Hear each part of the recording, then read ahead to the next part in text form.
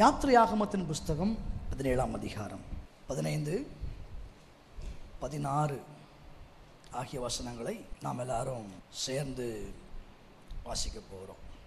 மோசே ஒரு பலிபீடத்தை கட்டி அதற்கு யெகோவா நிசி என்று பெயரிட்டு, அமலேக்கின் கை கர்த்தருடைய சிங்காசனத்துக்கு விரோதமாக இருந்தபடியால் தலைமுறை தலைமுறை தோறும் அவனுக்கு விரோதமாய் கர்த்தரின் யுத்தம் நடக்கும் என்றான். மோசே ஒரு பலிபீடத்தை கட்டி தேவனை தொழுது கொள்ளுகிறான். தொழுது கொள்ளும் பொழுது கர்த்தரை ஒரு வார்த்தை சொல்லி அழைக்கிறார், யெகோவா நிசி. அதற்கு பிற்பாடு அறிக்கை பண்ணுறார், அமலேக்கின் கை கர்த்தருடைய சிங்காசனத்திற்கு விரோதமாக இருக்கு. எப்பொழுது மோசே ஒரு பலிபீடத்தை கட்டி கர்த்தரை தொழுது கொள்ளுகிறான் என்றால், ஒரு யுத்தம். இஸ்ரவேல் ஜனங்கள் அநேக யுத்தங்களை சந்தித்திருக்கிறார்கள். நிறைய சத்துருக்களை அவள் சந்தித்திருக்கிறார். ஒவ்வொரு சத்ருவும் ஒரு விதமான ஒரு பேட்டில் டெக்னிக்கோடு தான் வருவான்.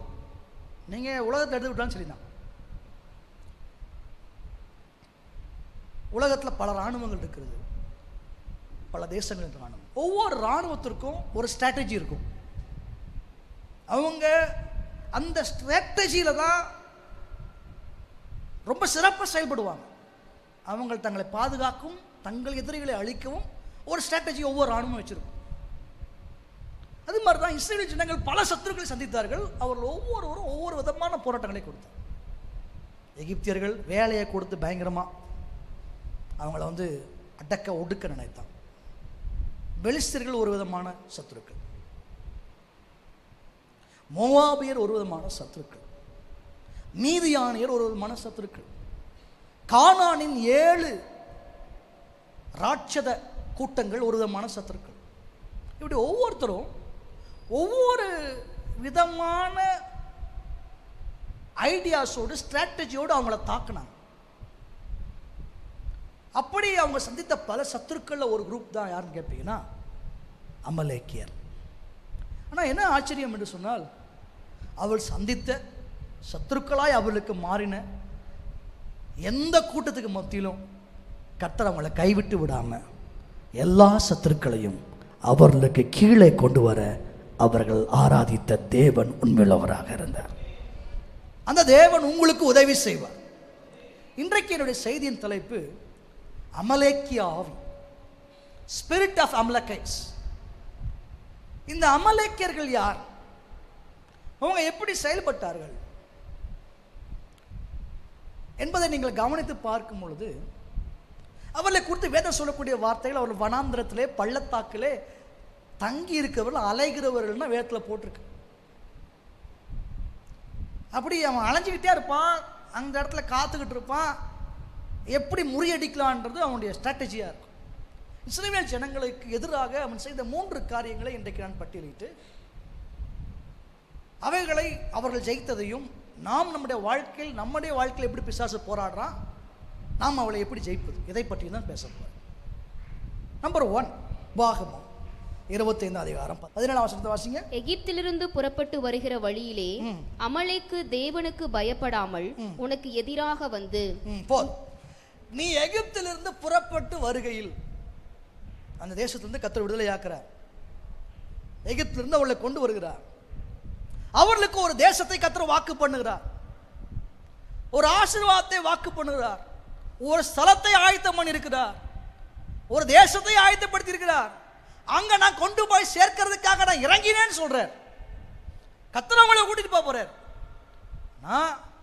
இவர்கள் அந்த தேசத்தை போய் அடையக்கூடாதபடிக்கு கர்த்தருக்கு கொஞ்சமும் பயப்படாமல் துணிந்து அவர்களை வழி மறித்து, உன்னுடைய தேசத்திலே உன் ஜனங்களிலே உனக்கு பின் வருகிறவர்கள் பலவீனமானவர்கள், அவர்கள் நீங்கள் எல்லாரும் விடாய்த்திருக்கும் போது உங்களில் பலவீனமானவர்களை அவன் தாக்கி அழித்தான் என்று வேதம் சொல்லுகிறார்.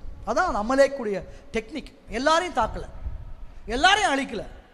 நீங்க வசனத்தை கவனிச்சு பாருங்க. அவன் யாரை தாக்கி அழிச்சான்னு கேட்பீங்கன்னா, பின் வருகிற பலவீனமானவர்கள். இந்த வசனத்தை வாசிங்க, ஒரு முறை கூட வாசிங்க. 18ஆம் வசனம். நீ இளைத்து விடாய்த்திருக்கையில் பின் வருகிற உன் பாளையத்தில் உள்ள பலவீனரையெல்லாம் வெட்டினான் என்பதை நினைத்திரு. நீ ஒன்று அவனை பத்தி யோசிக்கும் போது அவன் நினைச்சுக்கோப்பா. தெரியுமா அவன் யார் தெரியுமா? நீ நல்லா ஸ்ட்ராங்கா இருக்கும் போது அசைச்சு பார்க்கல. அதுக்கு பதிலாக நீ இளைத்து நீ விடாய்த்து இருக்கும்போது பாளையத்தில் பலவீனமான வரும் பொழுது அவங்க எல்லாரும் அந்த ஆசீர்வாதத்தை சுதந்திரிக்க முடியாதபடிக்கு அவங்கள அழிச்சே போட்டான். அவன் தான் அமலேக்கியன். ஆண்டவருக்கு ஸ்தோத்திரம். இந்த மாதிரி ஒரு போராட்டமான ஒரு கூட்டம் தான் இஸ்ரவேல் ஜனங்களை தடுத்துச்சு, வழி மறிச்சது. மோசே எப்ப தேவனுக்கு பலிபீடம் கட்டினான் தெரியுமா? இந்த சத்ருவை கர்த்தர் தீர முறியடிச்சார். அப்பதான் மோசேக்கு ஒரு சந்தோஷம் வந்து தேவனுக்கு ஒரு பலிபீடத்தை கட்டி கர்த்தர் எங்களுக்கு ஜெயம் தருகிறவராக இருக்கிறார் என்று சொல்லி யெகோவா நிசி என்று பெயரிட்டார். இன்னைக்கு நான் சொல்ல ஒரு செய்தி என்ன கேட்பீங்கன்னா, கர்த்தர் நமக்கும் சிலதை ஆயத்தப்படுத்தி வச்சிருக்கிறார், வாக்குத்தத்தத்தை வச்சிருக்கார், உங்க பிள்ளைகளுக்கு வச்சிருக்கிறார், உங்க குடும்பத்திற்கு வச்சிருக்கிறார், எனக்கு வச்சிருக்கார், உங்களுக்கு வச்சிருக்கார். ஒரு ஸ்தானத்தை ஆயத்தப்படுத்தி இருக்கிறார். ஆவிக்குரிய வாழ்க்கை சில நிலைகளை ஆயத்தப்படுத்தி வைத்திருக்கிறார். நம்ம உலகத்திலிருந்து பாவத்திலிருந்து போராட்டத்திலிருந்து விடுதலையாகி ஆண்டவரே எனக்காக வச்சதை நான் அடைய விரும்புறேன்பான்னு சொல்லி முன்னால போக நினைச்சா நம்ம அங்க போகக்கூடாது. உங்கள் பிள்ளைகள் அந்த இடத்தை அடைஞ்சிடக்கூடாது, நீங்க அந்த உயர்வை பார்த்திடக்கூடாது, எதிர்பார்க்க நன்மையை அணைஞ்சிடக்கூடாதுன்னு சொல்லி ஒரு விதமான போராட்டம் சத்துரு அமலேக்கியன் பிசாசு உங்களை தடை பண்ணி வைக்கிறான், உங்களை வழி மறைக்கிறான். அதுக்கு மேல மூவ் ஆகக்கூடாதுன்னு சொல்லி ஒரு பல விதமான பிரஷர்ஸை கொடுத்து நம்மளை தடுக்கிறான். அப்படி நம்மளை எல்லாம் தடுக்கிறதுக்கு பொழுது அவன் என்ன செய்யறான்னு கேட்பீங்கன்னா, எல்லாரையும் அசைச்சு பார்க்கல, எல்லாரையும் அவன் வெட்டி சாகடிக்கல. அதுக்கு போல என்ன பண்றான்னு கேட்டீங்கன்னா, பலவீனமானவரை, எல்லாரும் டயர்டா இருக்கும் போது பலவீனமானவர்களை அவன் தாக்கி அழைத்தான். பல நேரத்தில் சத்ருவினுடைய ஸ்ட்ராட்டஜியில ஒண்ணு என்னன்னு கேட்பீங்கன்னா, நம்ம ஸ்ட்ராங்கா இருக்கும் போது நம்மகிட்ட வந்து அவன் போராடினா ஜெயிச்சிருவோம். ஆனா நம்ம வீக்கா இருக்கும் பொழுது ஒரு சின்ன போராட்டம் வந்து அவங்களால தாங்க முடியாது. பல நேரங்கள் நமக்கு தாக்குதல்கள் எப்போ வருதுன்னு கேட்பீங்கன்னா, என்னைக்காவது ஜெபத்தில் வீக்கா இருக்கிறீங்கன்னா, ஆவிக்குரிய வாழ்க்கையில வீக்கா இருக்கிறீங்கன்னா, உங்கள் பிள்ளைகள் சில நேரத்தில் வீக்கா இருப்பாங்க பார்த்தீங்களா, அவங்க தான் உங்களுடைய டார்கெட். இப்போ பாருங்க, நான் பலனா இருந்து என் பிள்ளைகள் பலவீனமா இருந்து என் பிள்ளைகள் தேவத்திட்டத்தை இழந்துட்டா அதை விட பெரிய காயம் எனக்கு வேற ஒன்று இல்லை. அதுக்கப்புறம் எப்படி போக முடியும்? இன்னைக்கு அநேக குடும்பங்கள் இப்படி தான் பாதிக்கப்படுது. அவங்க வந்து ஸ்ட்ராங்காக தான் இருக்கிறோம், ஆனால் நம்முடைய பிள்ளைகள் அவங்களோட டார்கெட்டாக மாறி இந்த பலவீனமான பிள்ளைகள் ஆவிக்குரிய வாழ்க்கையில் பலனற்று இருக்கிறாங்களே அவங்கள டார்கெட் பண்ணி அவங்கள பிசாசு அழிக்க நினைக்கிறேன், அசைச்சு பார்க்குறான், பிடிச்சி வச்சுக்கிறான். இந்த இடத்த கர்த்தருடைய பிள்ளைகள் விட்டு கொடுக்கக்கூடாது. நான் இன்றைய காலை வர சொல்ல போகிற செய்தி என்ன தெரியுமா? அப்படி நம்முடைய குடும்பத்தை தாக்கி அழித்து நம்முடைய பிள்ளைகளின் எதிர்காலத்தை கெடுக்க நினைக்கிற பலவீன பாதையில் நாம் போகும் பொழுது நம்மை அத்தோடு முடித்து கட்ட வேண்டும் என்று நினைக்கிற பிசாசின் வல்லமைகள் மேலே தேவன் உங்களுக்கு இந்த வார்த்தைகளை கேட்டுக்கொண்டிருக்கிற இந்த நாளிலே ஒரு ஜெயத்தை கொடுத்து உங்களை வழிமறைத்து அழிக்க நினைக்கிற அந்த போராட்டங்களை நீங்கள் தாண்டி போகும்படி தேவன் உங்களுக்கு உதவி செய்ய வல்லவராக இருக்கிறார். தான் இன்றைக்கு மெசேஜ். உங்களுக்கு பலன் தர கர்த்தர் வல்லவராக இருக்கிறார். அதான் இன்றைக்கு செய்தி. குடும்பங்களிலே எப்படி நடக்கும், சபைகளிலே எப்படி நடக்கும், ஊழியங்களிலே எப்படி நடக்கும், யாரை டார்கெட் பண்ணுவோன்னு கேட்டீங்கன்னா, இளமை, அதாவது புதிதா ஒன்றும் ஸ்ட்ராங்காக இருக்க மாட்டாங்க. குடும்பத்தில் எப்படி பிள்ளைகளை தாக்குறோம் அது போல் சபையில் கூட சில நேரத்தில் ஸ்ட்ராங்காக சத்தியத்தில் நின்றவங்க, சபையில் உறுதியாக நின்றவங்க, அவங்க போக மாட்டேன் உறுதியாக நிற்கிறனா அவங்கள டிஸ்டர்ப் பண்ணுறதை விட புதிதாக முளைச்சி எழுப்பி வராங்க பார்த்தீங்களா, புதிதாக வர ஆத்துமாக்கள், அந்த மாதிரி ஆட்களை நகர்த்துறதுக்கு பிசாசு போராடுவோம். அந்த மாதிரி ஆட்களை ஸ்டாப் பண்ணுறதுக்கு பிசாசு போராடுவோம். பாஸ்டர் அமலேக்குன்னா அவன் யாருன்னே தெரியாது, அப்படி போராடினா எப்படி நம்புறேன்? நல்லா கவனிக்கணும். அமலேக்கு அப்படின்னு சொல்லும்போது பழைய ஏற்பாட்டு நாட்களில் அவன் லிட்ரலாக எழுத்தின்படி அவன் வந்து அவளை தடுத்து நிறுத்தி அழிச்சான். ஆனால் அப்படியே நீங்கள் புதிய ஏற்பாட்டுக்கு வரும்பொழுது அமலேக்குன்னு ஒருத்தர் செயல்படலை, ஆனால் அமலேக்கின் ஆவி செயல்படும். அந்த ஸ்பிரிட் உங்களோட ஆவிக்குரிய வாழ்க்கையிலே, ஆவிக்குரிய மண்டலத்திலே உங்களை தடுக்கிற ஒரு சத்ருவின் வல்லமையாக இந்த அமலேக்கினுடைய டெக்னிக்கை பிசாசு கையில் எடுப்பான். இந்த அமலேக்கின் ஆவி உங்களுக்கு எதிராக செயல்படும். அப்போ நேருக்கு நேராக ஒரு அமலேக்கியன்னு ஒருத்தன் வந்து நிற்க மாட்டான். ஆனால் சில அசுத்த ஆவிகள் உங்களுடைய முன்னேற்றத்தை தடுக்கிற மாதிரி, உங்கள் பிள்ளைகளுடைய ஆசீர்வாதத்தை கெடுக்கிற மாதிரி, பலவீனப்பட்டவர்களை தாக்கி அழிக்கிற மாதிரி போராடுவான். இப்படி சபை வளரக்கூடாதபடிக்கு புதிதாய் சில பலவீனம் சொன்னால் அப்போ தான் புதிதாய் பிறந்த குழந்தைனா அது வீக்காக இருக்கும். புதிதாக வர விசுவாசிகள் அந்த சர்ச்சோடு ஒன்று அட்டாச் ஆகிருக்க மாட்டாங்க. ஆனால் அதுக்கு முன்னாலே வந்து அவளை ஸ்டாப் பண்ணிடணும், தடுத்துடணும், அவர்களை நகர்த்திடணும், சபையை விட்டு அப்புறப்படுத்திடணும் அப்படின்னு சொல்லி பல விதங்களில் போராடுவான். இன்றைக்கு குடும்பங்களிலே அப்படிப்பட்ட போராட்டம் இருந்தாலும், சபையிலே அப்படிப்பட்ட போராட்டம் இருந்தாலும், உங்கள் பிள்ளைகளுக்குள்ளே அப்படிப்பட்ட போராட்டம் இருந்தாலும், இன்றைக்கு செய்தி என்னன்னு கேட்பீங்கன்னா, உங்களை நிறுத்த நினைக்கிற, உங்கள் வளர்ச்சியை தடுக்க நினைக்கிற, நீங்கள் போக வேண்டிய எல்லைக்கு போகக்கூடாதபடி உங்களை காயப்படுத்த நினைக்கிற, ஒரு சோகத்திற்குள் உங்களை ஆழ்த்த நினைக்கிற சத்ருவின் போராட்டம் எதுவோ அந்த அசுத்த வல்லமையை நீங்கள் மேற்கொள்ளும்படிக்கு அன்றைக்கு மோசே யெகோவா நிசின்னு சொல்லி கர்த்தரை மகிமைப்படுத்தின மாதிரி நீங்களும் உங்க பிள்ளைங்களும் சேர்ந்து நின்று எங்களை தடுக்கிற சத்ருவை தேவன் முறியடித்து போட்டார், கர்த்தரே எங்கள் வெற்றி கொடியாக இருக்கிறார் என்று கர்த்தரை மகிமைப்படுத்தும்படி அந்த பொல்லாத வல்லமையை முறியடிக்க தேவன் உங்களுக்கு உதவி செய்ய வல்லவராக இருக்கிறார். அல்லேலூயா. அதுதான் இன்றைக்கு கால வேளையிலே நாம் உணர வேண்டிய ஒரு காலம். அந்த சொன்ன அந்த ஆவின்னு சொன்னேன். இந்த ஆவி சில நேரத்தில் ஆவிக்குரிய மண்டலத்தில் செயல்படும், சில நேரத்தில் சில மனுஷர்களுக்குள்ள பூந்து செயல்படும். நீங்க கவனிங்க, இயேசுநாதர் கூடவே இருந்தவர் தான் பேதுரு. ஆனா ஒரு நாள் திடீர்னு திரும்பி பார்த்து இயேசு என்ன தெரியுமா சொன்னாரு? எனக்கு பின்னாலே போ சாத்தானே. யாரை பார்த்து சொன்னார்? பேதுரு பார்த்து சொன்னார். அதுக்கு முன்னாடி என்ன சொன்னாரு? மாம்சமும் ரத்தமும் இது உனக்கு வேற ஒரு சம்பவத்தில். ஆனா இன்னைக்கு எடுத்து சொன்னாரு, எனக்கு பின்னால போ சாத்தானே. அப்ப என்ன அர்த்தம் அப்படின்னா, பாசமான வார்த்தை மாதிரி கூட இருக்கிற ஆளே பேசி ஆனா இயேசுவின் நோக்கம் நிறைவேறாம டைவர்ட் பண்ணி விடுவான் பிசாசு. சிம்பிளா சொல்லட்டுமா, யார் மூலமா அவனை கிரியை செய்வான், அவ்வளவுதான் மேட்டர். அவளே சொல்லுங்க பார்க்கலாம். அது வந்து உறவு போர்வையில் இருக்கலாம், விசுவாசின்ற போர்வையில் இருக்கலாம், ஊழிய போர்வையில் வரலாம், ஊழியக்கார போர்வையில் கூட வரலாம். எங்க அப்போஸ்தலர் முந்தினவனே யாரு?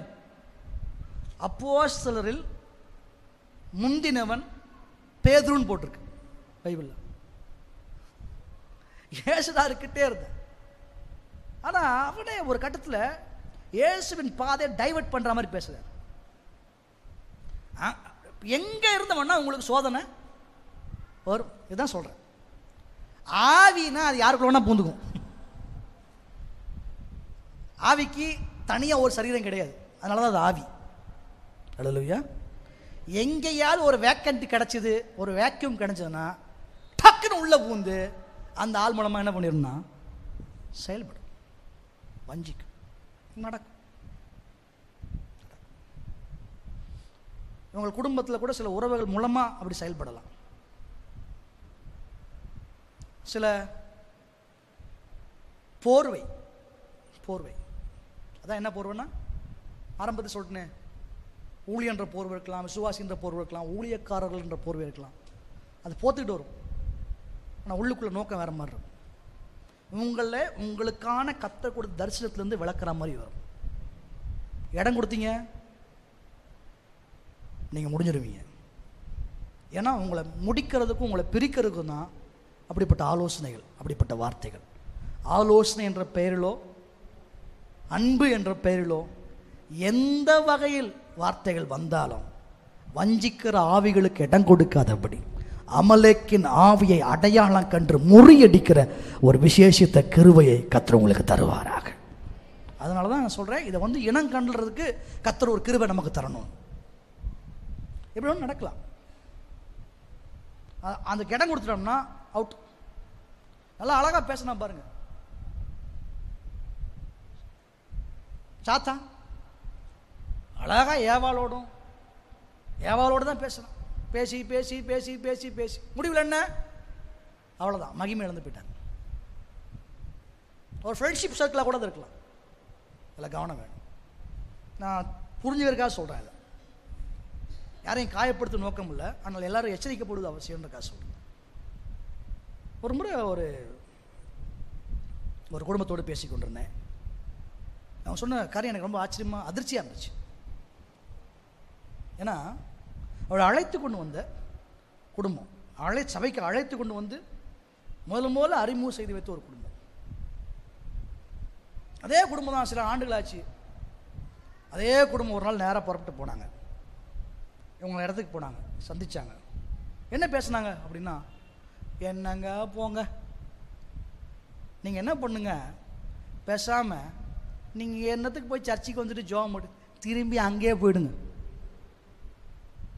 திரும்பி அங்கேயே போயிடுங்க அப்படின்னு சொல்லிட்டு இவர் போயிட்டார். இந்த குடும்பத்துக்கு ஒரே குழப்பம். இப்போ சர்ச்சுக்கு போகிறதா திரும்பி போகிறதா? ஏன்னா கூட்டிட்டு வந்த ஆள் என்ன சொல்லிட்டாருன்னா, திரும்பி அங்கே போயிடுங்க.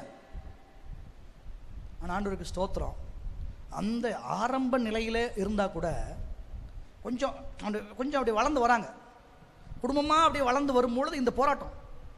ஆனால் ஆரம்ப நிலையில் இருந்தால் கூட அந்த வார்த்தை இது நமக்குரிய வார்த்தை அல்லன்னு அடையாளம் கண்டுபிடிச்சனால அதற்கு செவி கொடுக்காமல் கர்த்தருடைய வார்த்தைக்கு செவி கொடுத்து அப்படியே உள்ளே வந்தாங்க. பார்த்தீங்களா, இந்த குடும்பம் உறுதியாக நின்றுச்சு. இந்த குடும்பம் இன்னைக்கு வளர ஆரம்பிச்சிருச்சு. யார் சொன்னது? யார் சொன்னது அப்படின்னா, யாரோலாம் இல்லை, அழைத்து கொண்டு வந்தவங்களே சொல்லிட்டாங்க. ஒரு விசுவாசியை சொல்லிட்டாங்க. பிடிச்சிக்கலாமே, எங்க அழைத்து கொண்டு வர ஆளே சொல்ல முடியும் அப்படின்னு சொன்னா, உங்களை அழைக்காத ஆள்லாம் சொல்றது ரொம்ப ஈஸி. எதுக்கு இப்படி வரீங்க, எவ்வளோ தூரம் வரீங்க, அங்கேருந்து வரீங்க, ஏன் இங்கேருந்து வரீங்க, இப்படி வரீங்க, இதெல்லாம் நடக்கும். இது என்னன்னு கேட்பீங்கன்னா, உங்களை ஒரு இடத்துல கர்த்தர் வச்ச இடத்துல ஊன்ற நீங்கள் கட்டப்படக்கூடாது, நீங்கள் வேர்பற்றி விடக்கூடாது. ஏன்னா வசனம் சொல்லுது, கீழே வேர்பற்றி மேலே கனி கொடுப்பதுன்னு வசனம் சொல்லுது. அப்போ வேர் பற்றிட்டா நீங்கள் கனி கொடுப்பீங்கன்னு தெரியும் பொழுது எப்படியாகிலும் நீங்கள் வேர் பிடிக்கக்கூடாது என்பதற்காகவே பல விதமான சோதனைகள் உங்களை நோக்கி வரும், வார்த்தைகள் வரும், யார் மூலமாக வேண்டாலும் வரும். ஆனால் தைரியமாக சொல்லணும், எனக்கும் கர்த்தருக்கும் இடையே உள்ள கர்த்தருடைய திட்டத்தை தடுக்கிறதுக்கு எந்த மனிதனுடைய வார்த்தைக்கும் அதிகாரம் இல்லவே இல்லை. கர்த்தருடைய திட்டம் மாத்திரமே என்னிலும் என் குடும்பத்திலும் நிறைவேறும். அந்த நிச்சயத்தோடு தான் ஒரு தேவனுடைய பிள்ளை இருக்க வேண்டும். அல்லேலூயா. அதான் நடந்துச்சு அன்னைக்கு. அன்றைக்கு இவர்களுக்கு வந்து சவால் என்ன, அப்படியே பலவீனமானவர்களை எப்பொழுதுமே அவன் டார்கெட் அப்படி இருக்கு, தாக்கி அழிக்கிறது. சில நேரத்தில் பாருங்க, சும்மா இருக்கிறவங்களாம் உற்சாகமாக இருக்கணும் வராது. ஆனால் என்னைக்கே சோர்வாக இருக்கும்போது சோதனை வந்தால் நம்மளை தடுமாற வச்சிடும். அவங்களே ஏதோ ஒரு நாள் திடீர்னு ஒரு பாஸ்டர் மேலே ஏதோ ஒரு சின்ன ஒரு மனத்தாங்கல் இப்படி இருக்குன்னு வச்சுக்கோங்களேன். இல்லாமல் இருக்குமா? எத்தனை பேருக்கு இருக்கும்? சாதாரண நாள் வந்து சொல்லியிருந்தா பாஸ்டர் தேவதூதனா பார்த்துருப்பான், சபையை தாய் விடா பார்த்துருப்பான். அன்னைக்கு சொல்லியிருந்தா ஓடிப்போன்னு சொல்லியிருப்போம். ஆனால் நமக்கே ஒரு லைட்டாக ஒரு கொஞ்சம் ஒரு சோர்வு வரும்போது, ஆமாங்க பாஸ்டர் முன்ன மாதிரி இல்லைங்க, சபை முன்ன மாதிரி இல்லைங்க, அவர் வீட்டுக்கு விசிட்டிங் வந்தாரா, நீங்கள் நல்லா விசிட்டிங் வர பாஸ்டராக பார்த்து என்ன பண்ணிடுங்க, போயிருங்க. இப்படி சொன்னால் போதும். அந்த ஏற்கனவே புண்பட்டுருக்கு, வெந்த புண்ணில் வேலை பாய்ச்சற ஆவி சிலது இருக்கும், அது வேலை ஆவி, அது வேற ஆவி. இப்படி சில நேரத்தில் இப்படி செயல்படும். இந்த மாதிரி ஆவிகளுக்கு இடம் கொடுக்க கூடாது. ஆண்டோட திட்டத்தை விட்டு சில ஆலோசனை, உறவுன்ற பேரில் கூட சில ஆலோசனை வரும், கணிக்கணும். ஆவினா அது யாருக்குள்ள வேணா புது செயல்படும், மனசில் வச்சுக்கணும். ஆவி யாருக்கு வேணா புது செயல்படும். அப்போ உங்களுக்குள் என்ன இருக்குன்னா, உங்களுக்குள் பரிசுத்த ஆவியானவர் இருந்தா ஒரு தெளிவை கொடுப்பார். ஆண்டுடைய வார்த்தையை நீங்கள் தினந்தோறும் கனெக்டடாக இருந்தீங்கன்னா உங்களுக்கு அந்த வசனத்தை கர்த்தர் ஞாபகப்படுத்துவார். அப்போ கரெக்டாக அடையாளம் கண்டுபிடிச்சிக்குவீங்க, இது என்ன மாதிரி எண்ணத்தோடு நம்மக்கிட்ட வந்திருக்கு. இந்த வார்த்தையினுடைய ஆழம் என்னன்னு உங்களுக்கு புரிஞ்சுதுன்னா இயேசுவின் நாமத்தில் விரட்டி அடிப்பீங்க, ஜெயம் உங்களுடையதாக மாறும். இன்றைக்கு காலையில் நான் முதலாவது சொல்ல விரும்புகிற வார்த்தை என்ன என்று கேட்பீர்களேயானால், கர்த்தருடைய பிள்ளைகளே, உங்கள் குடும்பத்தில் நீங்கள் கர்த்தருடைய ஆசீர்வாதத்தை சுதந்திரிக்க முடியாதபடி, அவர் ஆயத்தம் பண்ணி வச்சுக்க இடத்துக்கு போகக்கூடாதபடிக்கு, கர்த்தர் உறுதிப்படுத்தணும்னு நினைக்கிற இடத்துல நீங்கள் உறுதியாக நிற்கக்கூடாதபடிக்கு என்னெல்லாம் சவால் வருதோ, உங்கள் பிள்ளைகளை மடங்கடிக்க, உங்களை மடங்கடிக்க, உங்களை மட்டுப்படுத்த, உங்களை கட்டுப்படுத்த, உங்களை தடுத்து நிறுத்த, அந்த எல்லையை நீங்கள் பார்க்கக்கூடாதபடி உங்கள் கண்ணை மறைக்க என்னவெல்லாம் போராட்டம் வருகிறதோ, இன்றைக்கு காலையில் விசுவாசிங்கள், அப்படிப்பட்ட அமலேக்கின் ஆவியின் மேலே தேவன் உங்களுக்கும் உங்கள் பிள்ளைகளுக்கும் உங்கள் குடும்பத்திற்கும் ஜெயத்தை கொடுக்க வல்லவராக இருக்கிறார். தைரியமா சொல்லணும், இந்த சோதனை என்ன ஜெயிக்காது, நான் தான் இந்த சத்ருவை ஜெயிக்க போகிறேன், நான் வெற்றி கொடி பிடித்திடுவேன், நான் வீர நடை நடந்திடுவேன். அல்லேலூயா. தைரியமா சொல்லணும், வெற்றி கோடி பிடித்திடுவோம் நாம். ஹல்லேலூயா. வெற்றி கோடி.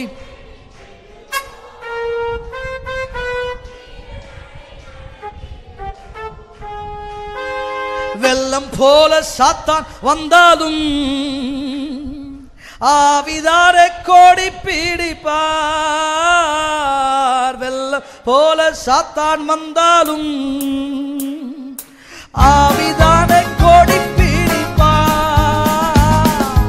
அஞ்சாதே என் மகனே, நீ அஞ்சாதே என் மகளே,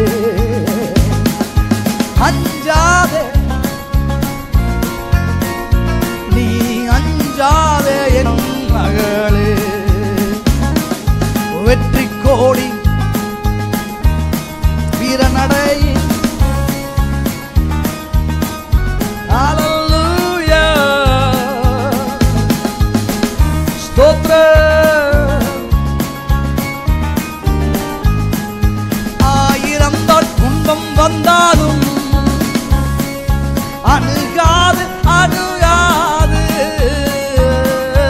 ஆயிரம் ஹல்லேலூயா அணுகாது அணுகாது.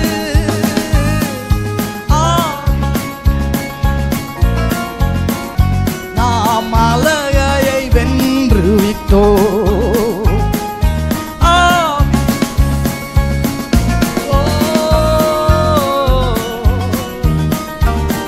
வெற்றி கோடி பிடித்திடுவோம்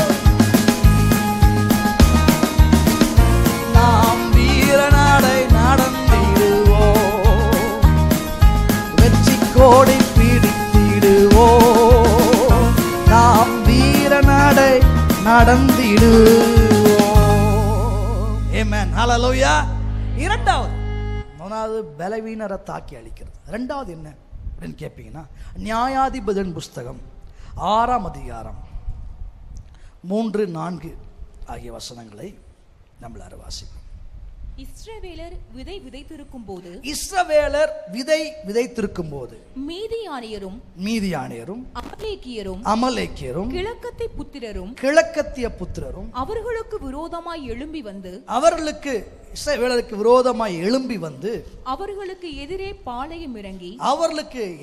பாளையம் இறங்கி காசாவின் எல்லை மட்டும் நிலத்தின் விளைச்சலை கெடுத்து இஸ்ரவேலிலே ஆகாரத்தையாகிலும் ஆடு மாடுகள் கழுதைகளையாகிலும் வைக்காதே போவார்கள். ரெண்டாவது என்னன்னு கேட்பீங்கன்னா, அறுவடையை அழிக்கும் சத்துரு. அதான் அமலேக்கியர். அவன் என்ன பண்ணுவான்னு கேட்பீங்கன்னா, ரிசல்ட் ஆரம்பத்தில் நம்மளுக்கு தெரியாது. நம்ம சில விதைச்சிருப்போம். அப்படின்னா விதைச்சி ஒரு அறுவடை வர்றதுக்கு ஒரு காலம் எடுக்குது. அந்த டைம் வரைக்கும் வெயிட் பண்ணுவோம். அப்பாடா, நம்ம போட்ட பிரயாசத்துக்கெல்லாம் பலன் கிடைக்க போகுது, கண்ணீருக்கு பலன் கிடைக்க போகுது, வேர்வைக்கு பலன் கிடைக்க போகுது, முயற்சிக்கு பலன் கிடைக்கும் போது அப்படின்னு நம்ம நினச்சிக்கிட்டு இருக்கும்போது அதான் அவங்களுக்கு நடந்துச்சு. அப்படி விதைச்சி அவங்க அறுவடைக்காக காத்திருந்தா அந்த அறுவடை வர சமயத்தில் என்ன பண்ணான்னு கேட்டிங்கன்னா, மீதியானியரும் அமலேக்கியரும் கிழக்கத்திய எல்லாம் ஒன்று சேர்ந்துட்டு ஒரு பெரிய ஃபோர்ஸாக வந்து இவன் என்ன எதிர்பார்த்துருந்தானோ அந்த அறுவடையை, அந்த ஆசீர்வாதத்தை, இவன் கிடைக்க வேண்டிய பலனை, இவனுடைய உழைப்பை, இவன் சுதந்திரத்தை எல்லாத்தையும் அழிச்சு போட்டு ஒன்றுமே இவனுக்கு மீதி இல்லாமல் ஆகாரமாகிலும் அறுவடையாகிலும் மிருக ஜீவன்களாகிலும் ஒன்றுமே மீதி இல்லாமல் எல்லாத்தையும் அழிச்சிடும். இது ஒரு அமலேக்கிய ஆவி. என்ன பண்ணும்? கர்த்தருடைய பிள்ளைகள் ஆசீர்வாதமாக வாழ விடாமல் அவருடைய ஆசீர்வாதத்தை அழிக்கிற ஆவி. கையில் பிரயாசத்தை வாங்குற மாதிரி இருக்கும், ஆனால் ஒரு ஃபோர்ஸாக ஒரு ப்ராப்ளம் வரும். மாதம் தவறாமல் அது நடக்குது. சில குடும்பங்கள் வாங்கின மாதிரி இருக்கும், வந்த மாதிரி இருக்கும், ஆனால் கடைசி 10 நாள் பார்த்தீங்கன்னா கையில் ஒன்றுதையும் காணும். ஃபோர்ஸாக வர பிரச்சனை அது வந்து சிக்னஸாக இருக்கலாம் அல்லது வேறு சில விஷயங்களாக இருக்கலாம். அப்படி பார்த்தீங்கன்னா டக்குன்னு கையில் பிரயாசம் அழிவை பார்ப்பான். ஸ்பிரிட் ஆஃப் அமலக்கைட், அமலேக்கினுடைய ஆவி, அது அழிவை உண்டாக்கும். அறுவடைய ஆண்டுடைய பிள்ளைங்க சாப்பிட முடியாதபடிக்கு அது எல்லாத்தையும் வீணா போற மாதிரி பண்ணுவோம். இதுக்கு பின்னால பிசாசு போராடும். ஒருவேளை இன்றைக்கு காலையில் இந்த வார்த்தைகளை கேட்கும் பொழுது இது உங்கள் குடும்பத்தோடு மேட்ச் ஆகி போகிற மாதிரி இருந்தால் இன்றைக்கு காலையில் விசுவாசிங்க, இவ்வளவு நாள் என் உழைப்பை அழிக்கும்படி போராடின அந்த சத்ருவை தேவன் இன்றைக்கு முறியடித்து போட வல்லவராக இருக்கிறார். அது அத்தனை என்னது? எனக்கு சேர வேண்டியது. அது எத்தனை என்னது? என்னுடைய உழைப்பு, என்னுடைய எதிர்பார்ப்பு, நான் பிரயாசப்பட்டு நான் கண்ணீர் வடிச்சது, ரத்தத்தை சிந்துற மாதிரி என் உழைப்பை கொட்டிருக்கிறேன். நியாயப்படி பார்த்தா அதை நான் அனுபவிக்கணும். நியாயப்படி பார்த்தா அது என் குடும்பத்துக்கு சேரணும். நியாயப்படி பார்த்தா என் பிள்ளைங்க அதை அனுபவித்து சந்தோஷமா இருக்கணும். ஏன்னா வசனம் சொல்லுது, உன் கைகளின் பிரயாசத்தை நீ சாப்பிடுவாயின்னு இருக்கு. வாங்குற மாதிரி இருக்கு, வரா மாதிரி இருக்கு, கிடைக்கிற மாதிரி இருக்கு. அப்பா வந்துருச்சு கையில கிடைக்கும் நினைச்சா வர வேண்டிய நேரத்தில் லாஸ், வர வேண்டிய நேரத்தில் அழிவு, எடுத்து அனுபவிக்கிற நேரத்தில் அழிவு, கையில வந்ததுக்கு அப்புறம் அழிவு. ஒரு ஓட்ட பையில போட்ட மாதிரி வந்த மாதிரி இருக்கு, போன மாதிரி இருக்கு. காரணம் என்ன? கர்த்தருடைய பிள்ளைகளாகிய உங்கள் வாழ்க்கையிலே அமலேக்கின் ஆவி கிரியை செய்து குடும்பத்தில் அழிவை, நாச மோசத்தை உண்டாக்கி சமாதானமாய் சந்தோஷமாய் உங்களுக்கான ஆசீர்வாதத்தை அனுபவிக்க முடியாதபடிக்கு போராடி கொண்டிருக்கிறான். அன்றைக்கு காலை வேளை கர்த்தர் வார்த்தை இறுக பிடித்துக் கொள்ளுங்கள்.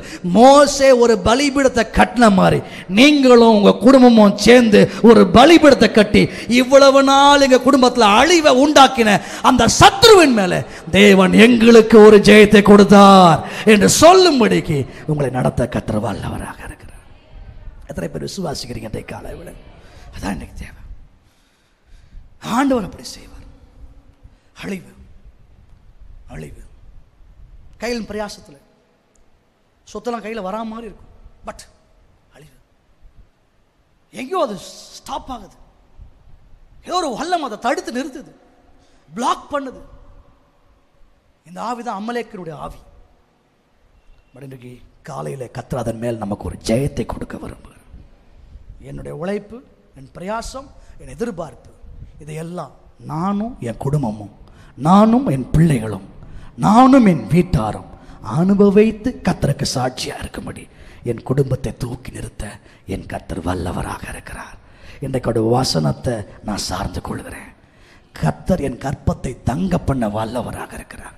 அதில் ஒரு அழிவை, கற்பத்தில் ஒரு அழிவை கொண்டு வரக்கூடிய, கற்ப விழுதலை உண்டாக்கக்கூடிய அந்த சத்ருவின் போராட்டங்கள் மேலே, திரும்ப திரும்ப அழிவை கொண்டு வர அந்த போராட்டத்தின் மேலே இன்றைக்கு காலையில் கர்த்தர் ஒரு ஜெயத்தை கொடுத்து உங்களுடைய குடும்ப வாழ்க்கையை கட்டி எழுப்ப கர்த்தர் வல்லவராக இருக்கிறார்.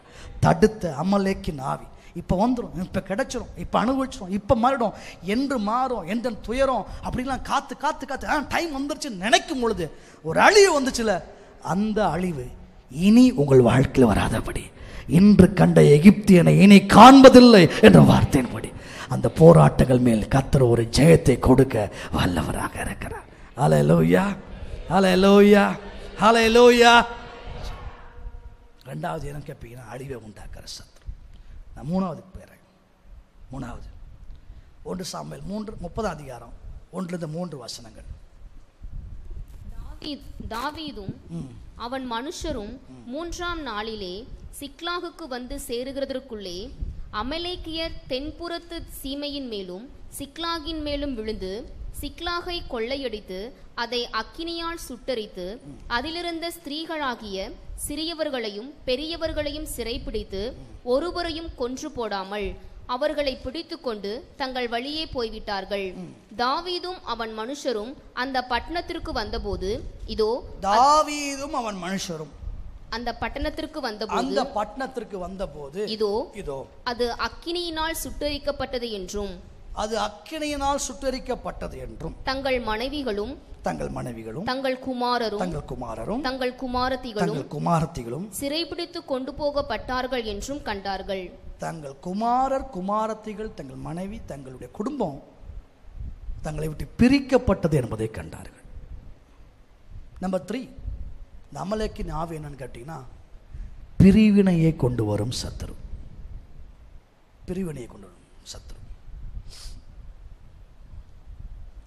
குடும்பத்தை பிரிக்கிற ஆவி. விட்டுட்டு போயிட்டான், திரும்பி வருவான், வந்து எல்லாம் பார்க்கணும் பிள்ளைகளெல்லாம். ஏன்னா அவங்களுக்காக தான் போனதே, அவங்களுக்காக தான் சம்பாதிச்சு வர போனால் திரும்பி வந்து பார்த்தா அவங்கள காணும். அமலேக்கின் உள்ள பூந்தான், குடும்பத்தை பிரித்து கூட்டு போயிட்டான். அன்னைக்கு பழைய ஏற்பாட்டில் அப்படி நிறைவேறினது. இன்றைக்கு அந்த ஆவி குடும்பங்களில் செயல்படுகிறது. ஒரு பிரிவினையை குடும்பத்துக்குள் கொண்டு வரக்கூடிய ஆவி.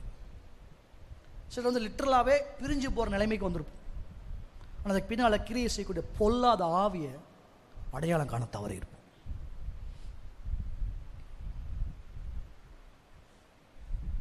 சிலர் வந்து ஒரே வீட்டுக்குள்ளே இருப்போம், ஆனால் பார்த்தீங்கன்னா மனசு ஒன்றா இருக்காது, பயங்கர டிஸ்டன்ஸில் நிற்குது.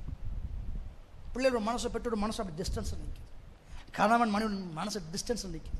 இதுக்கு பின்னால் கிரியை செய்கிறது என்ன? இந்த பிரிவினை ஆவி. Spirit of Amalekites. ஒரு அமலேக்கின் ஆவி. 4 பேர் தான் வீட்டில் இருப்போம், ஒரு காரியத்தை 4 பேருக்கு 4 ரூட் இருக்கு. 4 பேருக்கு 4 ரூட், 4 வழி. ஒரு மேட்டர் தான். அப்பாவுக்கு ஒரு பிளான் இருக்கு, அம்மாவுக்கு ஒரு பிளான் இருக்கு, பையனுக்கு ஒரு பிளான் இருக்கு, பொண்ணுக்கு ஒரு பிளான் இருக்கு, எல்லாரும் ஒவ்வொரு பிளான். ஒரே மேட்டருக்கு தான் ஒரு பிளான். இப்போ 4 எடுத்துட்டு கிடக்கும், ஒன்றும் உருப்படியாக நிறைவேறாது. காரணம் என்ன தெரியுமா? பிரிவினை, டிவிஷன்ஸ். இப்படிப்பட்ட போராட்டங்களை குடும்பங்கள் அநேகம் சந்தித்து கொண்டு வருகிறது. அப்பா அம்மா ஒரு ஆளுக்கு ஒரு வழியை தேர்ந்தெடுத்தாலே பிள்ளைங்க கொஞ்ச நாள் தான் யாரோ ஒருத்தர் ஒட்டிகிட்டு இருக்கும். ஒரு பிள்ளை ஒருத்தர் ஒட்டிகிட்டு இருக்கும். கொஞ்சம் வளர்ந்த உடனே உங்கள் பாலிசி அப்படியே கையாண்டு அவங்க வேற புது வழியை கண்டுபிடிப்பாங்க. ஆளுக்கு ஒரு திசையில் நிற்பாங்க. இனி அநேக குடும்பங்கள் இது நிறைவேறுது. Beware of it. அதை கொஞ்சம் ஜாக்கிரதையாக இருக்கு. இதுக்கு பின்னால் கிரியை செய்கிற இந்த வல்லமை நீங்கள் மேற்கொள்ளலாம். பாஸ்டர், நான் சமாதானத்தை தான் விரும்புகிறேன், ஆனால் நடக்க மாட்டேங்குது. ஒரு வீடு கட்டுறோம், ஒரு மனம் இல்லை. திருமணம் பண்ணுறோம், ஒரு மனம் இல்லை. நல்ல காரியத்தை குடும்பம் செய்கிறோம், விஷயம் நடக்கிற மாதிரி இருக்கு, ஒரு மனம் இல்லை. அப்புறம் என்ன, எப்படி செழிப்பு வரும், எப்படி நன்மை வரும்? இந்த பிரிவினை கொடுத்து கொடுத்து கொடுத்து கொடுத்து கொடுத்து கொடுத்து உங்கள் குடும்பத்தை அவமானப்படுத்தி பிசாசு நடுத்தர நிற்க வச்சிருக்கான். பேருக்கு தான் வந்து ஒன்றா இருக்கிறோம், ஆனால் ஆளுக்கு ஒவ்வொரு சிந்தை இருப்பதற்கு காரணம் தான் நம்மளை கொண்டு வந்து இன்னைக்கு அவமானப்படுத்தி நிற்க வச்சிருக்கோம். அதான் அன்னைக்கு நடந்துச்சு ஆதாம் ஏவாளுக்கு. கொஞ்சம் கேப் கொடுத்தாங்க, இவங்களை அவமானப்படுத்தி நிற்க வச்சான். சேம் அதான் இன்னைக்கு நடக்குது. அந்த பொல்லாத ஆவிக்கு ஏதோ ஒரு கட்டத்தில் நம்ம உள்ள நுழையிறதுக்கு ஒரு வாய்ப்பு கொடுத்தோன்னே டக்குன்னு பிரிச்சிருச்சு எல்லாரையும். அங்கங்கே தள்ளி தள்ளி நிற்கிறோம். இன்றைக்கு காலவெளியில் குடும்பத்திலே உறவுகளிலே ஒரு விதமான பிரிவினையோடு போராடி கொண்டிருப்பீங்கன்னா விசுவாசிங்க, ஆண்டவர் அந்த பிரிவினை ஆவிகள் மேல் ஜெயத்தை கொடுத்து மீண்டும் நம்முடைய குடும்பத்தை கட்டுவிக்க வல்லவராக இருக்கிறார். எப்போ நடந்துச்சு தெரியுமா? தாவீது திரும்பி போறான், ஜெபம் பண்றான், திரும்பி போறான், அமலேக்க ஜெயிச்சான். பிள்ளைகள் மனைவிகள் எல்லாரும் ஒன்னாய் எல்லாருடைய குடும்பமாக சந்தோஷப்படும்படி அவர் அனுபவித்தார்கள். எப்படி நடந்துச்சு? ஒரு அமலேக்கியம் முறியடிக்கப்படணும், பொல்லாத ஆவி முறியடிக்கப்படணும். அநேக குடும்பங்கள் அந்த பொல்லாத ஆவிக்கு இன்னும் நம்ம பவரை கூட்டிகிட்டு இருக்கோம். பிரிவினைகள் மேல் பிரிவினைகள் வந்து குடும்பங்களுக்குள் பூந்து கொண்டே இருக்கிறது. நான் அப்பா புள்ள, அம்மா புள்ள, மாமா தான் குடும்பத்தில் பாருங்க, மாமாக்கு தான் இன்ஃப்ளூயன்ஸ் ஜாஸ்தி இருக்கும். இப்படி என்னென்னமோ நடந்துகிட்டு இருக்குங்க குடும்பத்துக்குள்ள. நோ, இன்னைக்கு எல்லாரும் சேர்ந்து சொல்லணும், நாங்கள் இயேசுவின் பிள்ளை, பயமே இல்லை, என்னாலும் சந்தோஷமே. நான் இயேசுவின் பிள்ளை, பயமே இல்லை, என்னாலும் சந்தோஷமே. தெரிந்து கொண்டார் மகனாக மகளாக தெரிந்து கொண்டார்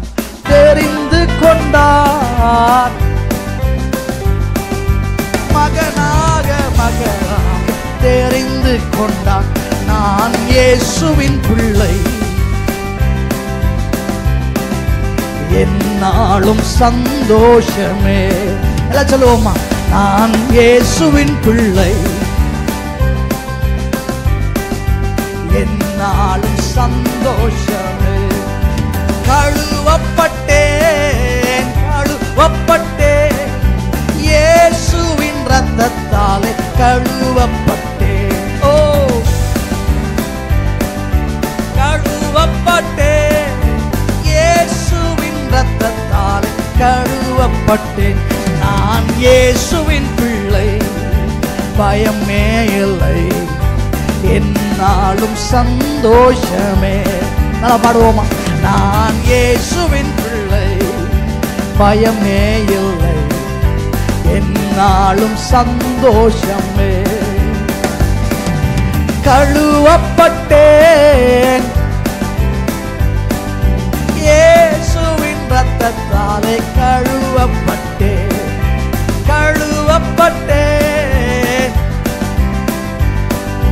இயேசுவின் ரத்தத்தாலே கழுவப்பட்டேன்.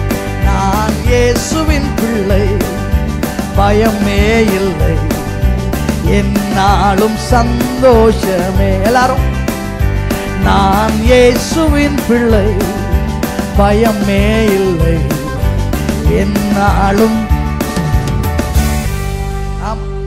யாரோ ஒரு தனிநபருக்கு ஒரு இன்ஃப்ளூயன்ஸை கொடுத்து உங்க குடும்பத்துல பிரிவினையை கொண்டு வரக்கு நீங்க இடம் கொடுக்காது. கர்த்தருடைய வார்த்தைக்கு செவி கொடுக்கிறது தான் உத்தமம்.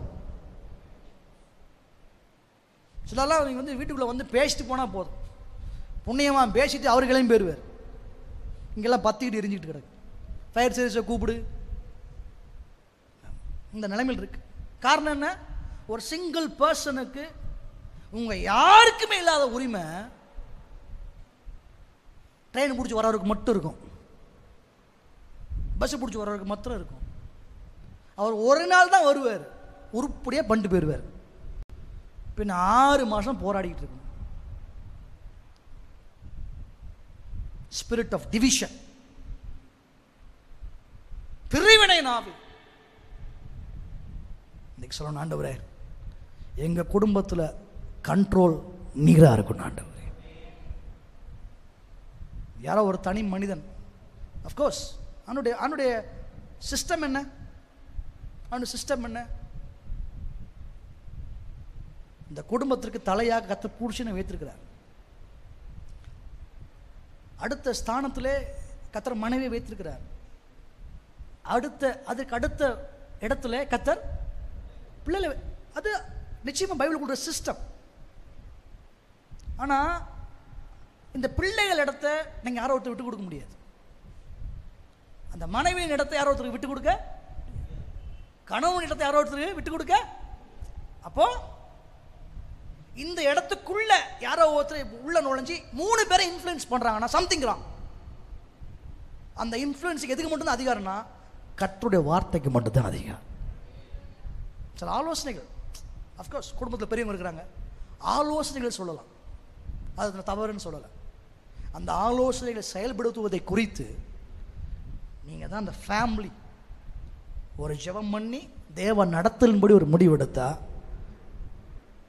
பிள்ளைகள், மனைவி, புருஷன் என்ற அந்த இடத்துக்கு மேலே கர்த்தருடைய சிறகுகள் அந்த குடும்பத்திற்கு விரிக்கப்பட்டிருக்கும். கர்த்தர் அந்த குடும்பத்தின் தலைவராக இருந்து அவர் நடத்த வல்லவராக இருக்கிறார். இந்த எல்லாம் அப்படியே ரிவர்ஸில் போகுது. எப்படி இருக்கு? அந்த குடும்பத்தில் பிள்ளைங்க தான் ஆளுநாள், அடுத்தது மனைவி, கடைசியில் மிதி வாங்குறது சொல்ல மாட்டேன். ரிவர்ஸில் போகுது சில குடும்பத்தில். இப்படியோ ஏதாவது நடந்துக்கிட்டு இருக்கு.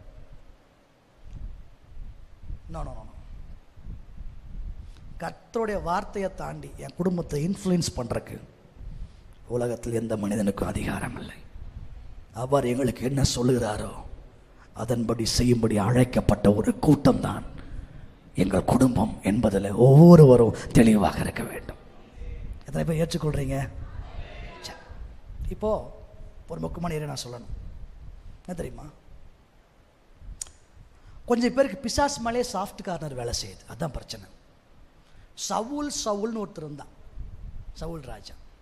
அவன்கிட்ட ஆண்டவர் சொன்னார், இந்த அமலேக்கு எனக்கு ஆகிட்டு தான் சொல்கிறாரு, அப்பா நான் சொல்லியிருக்கேன், அவன் வந்து தலைமுறையாக என் கை அவன் மேலே அவனுக்கு விரோதமாக இருக்குன்னு சொல்லியிருக்கேன். ஏன்னா அவன் வந்து மோசமாக செயல்படுறான். இப்போ அந்த அமலேக்கியனை விட்டா உன்னை முறியடிச்சிடும், நான் அவனை உன் கையில் கொடுக்குறேன், நீ என்ன பண்ணா நீ அவனை தீர முறியடிச்சிரு ஆண்ட சொல்லிட்டார். இப்போ சொன்ன மாதிரியே கர்த்தர் சவுலுடைய கையில் அமலேக்கியனை ஒப்பு கொடுக்குறார். இந்த ராஜா அபிஷேகம் பெற்றவன் இவன் புறப்பட்டு போய் எல்லாத்தையும் முறியடிப்பான்னு பார்த்தா அங்கே ஆட்டை பார்த்தான். நம்ம ஊரில் ஆடு வத்தலும் தொத்தலமாக இருக்குது, அவன் ஊரில் ஆடு எப்படி இருக்குது? நம்ம கொழுமையும் செழியுமா அப்படியே கொழுன்னு இருக்கு. மாட்டை பார்க்குறான், ஐயோ நம்ம ஊரில் மாடு அப்படி இருக்குது, இங்கே என்னையா இருக்குது மாடு, என்ன மாதிரி இருக்கு. எல்லாத்தையும் பார்த்தோம். அப்படியே பார்த்தா ஃபஸ்ட்டு தரமாக என்னெல்லாம் இருக்கோ எல்லாத்துக்கும் மேலே அவனுக்கு ஒரு சாஃப்ட் கார்னர் பார்த்தா விட்டுட்டான். வெளியே வரும்போது சொல்லிட்டு வரான், நான் சொன்ன மாதிரி கர்த்தர் சொன்ன மாதிரி செஞ்சுட்டேன். அன்னைக்கு தான் அவன் ராஜ்யத்துக்கே பிரச்சனை. பிசாசு மேல சாஃப்ட் கார்னர் பார்த்தீங்க, அந்த பொல்லாத ஆவி மேல சாஃப்ட் கார்னர் பார்த்தீங்க, உங்க சோழி அதை முடிச்சிடும். சிம்பிள். அதான் அநேகர் இங்கே தான் தவறுகிறோம். ஆண்டவர் உன்னை காட்டி இதுதான்ப்பா வாழ்க்கையில் அமலேக்கேன்னு சொன்னா அதுக்கு மேலே அதுக்கு இடம் இல்லை கட் அப்படின்ட்டா என்னைக்கு உங்க அபிஷேகம் உங்களோடு இருக்கும். கர்த்தர் காமிச்சதுக்கு அப்புறம் அதுக்கு இறக்கம் பாரு. சிலரும் பார்த்தேன் அசுத்த ஆவி சிலர் பிடிச்சிருக்கும். நீங்கள் அப்படி சுத்த ஆவி வந்து பிடிச்சி நான் வந்து சோவன் ஷோ வந்திருக்கேன்னு சொல்லுது. உடனே நம்மால் இறக்கம் போட்டு பார்த்தா அம்மாவை பிடிச்சிருக்கு, யார் பேர் சொல்லணும், அப்பா பேர் சொல்லுது. உடனே இந்த குழந்தைனா யார்? நம்ம விசுவாசி தான். போய் டேடி ஏன் டேடி நீங்கள் இருக்கிற வரைக்கும் நல்லவராக இருந்தீங்களா டேடி, இப்போ ஏன் டேடி வந்தீங்க, ஏன் டேடி டிஸ்டர்ப் பண்ணுறீங்க? உடனே அப்பா எனக்கு பிடிச்ச சாப்பாடு கொண்டு வா. ஆமாம் ஆமாம் ஆமாம் ஆமாம், உனக்கு தக்காளி சாப்பாடு பிடிக்கும், சிக்கன் ஃப்ரை பிடிக்கும்ல, நான் செஞ்சு எடுத்துகிட்டு வரேன்னு பேய்க்கு சாப்பாடு ஓடிட்டு இருக்கு. அது எதுக்கு அப்படி பேசுது அப்படின்னா, அப்படி பேசினா தான் உங்கள் சாஃப்ட் கார்னரை வாங்க முடியும். அல்லேலூயா. உங்களுக்கு பேய் மேலே கூட பாசம் வந்துடும். அப்படி பேசுங்க பேய். அல்லேலூயா. அதான் நடந்துச்சு. இன்னைக்கு நடக்குது. இப்படி நிறைய குடும்பங்கள் அப்படி நடக்குது. அப்பா சாப்பிட்டு போயிருங்க, சரிம்மா சாப்பிட்டு நான் போகிறேன் அப்படின்னு அப்பாவுக்கு சாப்பாடு கொடுத்துட்டு இருக்கு. எங்க அம்மா கொடுத்துருக்கு அசுத்தாவிக்கு சாஃப்ட் கார்னர். அது முடிக்க அது போக நினைக்கிறீங்க, பிரியாணி சாப்பிட்டு பாயசம் எடுத்துட்டு வான்னு சொல்லி ஆர்டர் போட்டுக்கிட்டு இருக்கும்.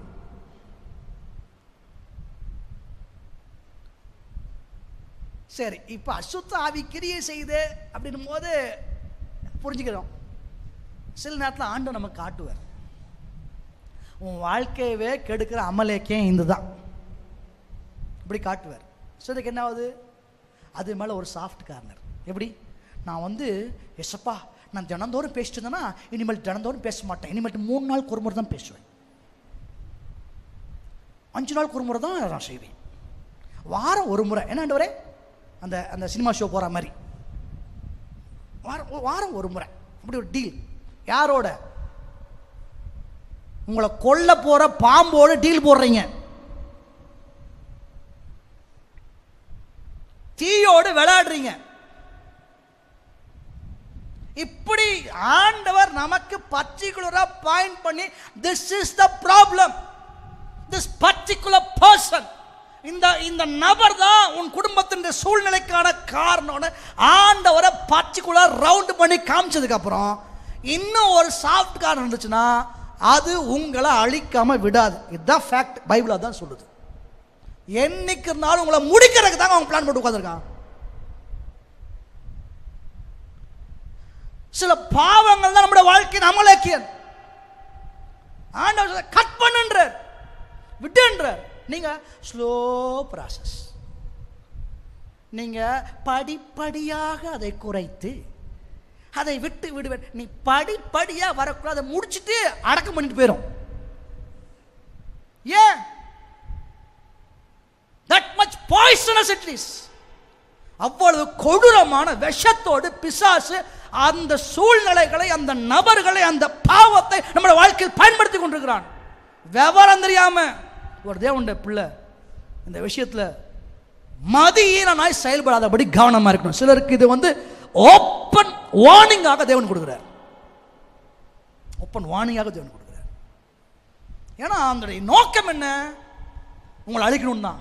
நீங்க விழிச்சிட்டீங்கன்னு தெரிஞ்சிச்சுன்னா எவ்வளவு வேகமா உங்களோட வாழ்க்கை செயல்படும், அவ்வளவு வேகமா தான் பர்பஸ் தான் அந்த பொல்லாதாவி முடிக்க நினைக்கும். இன்னும் போய் ஆண்டவரே எல்லாத்தையும் சொன்னதுக்கு அப்புறம் உங்களால் அதை விட்டு விலக முடியல, பிரிய முடியல, ஒரு உறுதியான தீர்மானத்தை எடுக்க முடியல அப்படின்னு சொன்னா நீங்க தான் அந்த ப்ராப்ளத்தை பெருசாக்குறீங்க. இன்னைக்கு சொல்லணும், ஆண்டவரே நீங்க சொன்னா இதுதான் உங்க ப்ராப்ளம், நீங்க அடையாளம் காட்டினா நான் சாஃப்ட் கார்னர் பார்க்க விரும்பல, நீங்க சொல்றது போல செஞ்சுட்டு உமக்காக வாழ விரும்புகிறேன் ஆண்டவரே.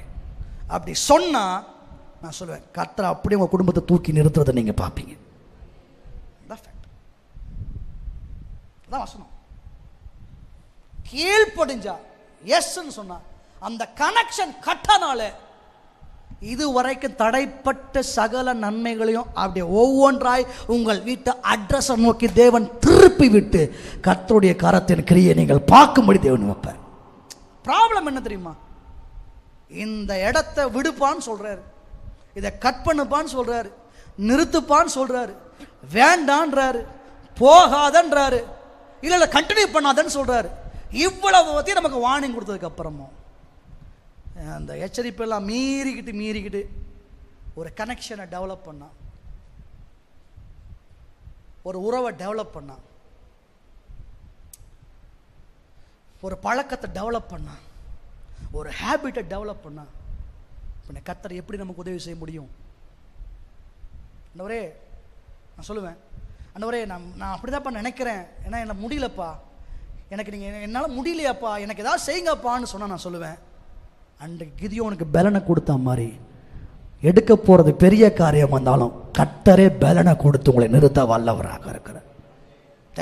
தேவனை தெரியுமா? எனக்குள் நான் எடுக்க வேண்டிய ஒரு தீர்மானம், decision that I should make. நான் முடிவெடுக்க வேண்டிய ஒரு தீர்மானம். இதை எடுத்தா கர்த்தர் எனக்கு உதவி செய்வார். அவன் பயந்தவன். அவன்கிட்ட சொல்றாரு, போ அந்த விக்கரில் உடைச்சி போடுன்றார். எங்க ஆரம்பிக்குது? பெரிய கூட்டத்தை முடியறதுக்கு முன்னால உன் வீட்டுக்குள்ளே இருக்கு பார்த்தியா, உன் தகப்பனுடைய வீட்டில் இருக்குல்ல, அதை நீ உடன்ற.